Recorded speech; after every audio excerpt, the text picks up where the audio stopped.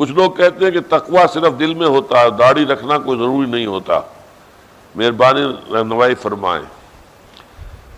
تقویٰ اصلاً دل میں ہوتا ہے، لیکن دل میں جو بات ہوتی ہے اس کا اثر پورے جسم پر ہوتا ہے۔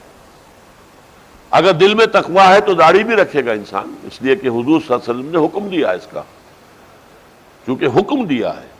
اگر صرف حضور نے داڑھی رکھی ہوتی، ہم کہہ سکتے تھے کہ یہ تو اس لیے آپ نے رکھی کہ جو چونکہ عرب میں تو اس کا رواج تھا، سب لوگ رکھتے تھے اس لیے حضور نے رکھی۔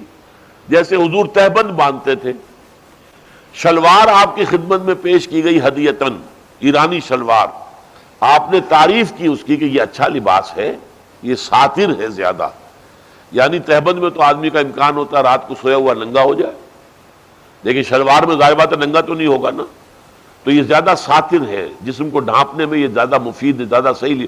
آپ نے پہنی نہیں شلوار، اس لیے کہ آپ کو عادت نہیں تھی شلوار پہننے کی، آپ کو تو تہبندی کی عادت تھی، وہ آپ پہنتے رہے۔ اسی لیے ہم کہتے ہیں سنت عادت، ایک کام حضور کرتے تھے عادتاً، اس کی پیروی آپ کے لیے لازم نہیں ہے۔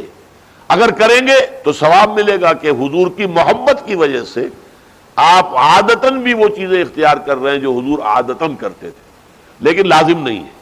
لیکن جہاں حضور کوئی کام کرتے تھے ساتھ حکم بھی دے دیا، اب یہ آپ کے لیے لازم ہو گیا۔ داڑھی سنت مؤکدہ میں ہے، اس کے اوپر عمل ہونا چاہیے۔ آپ نے فرمایا کہ اعف اللحیٰ وقص الشوارب، داڑھی بڑھاؤ اور مونچھیں کتراؤ۔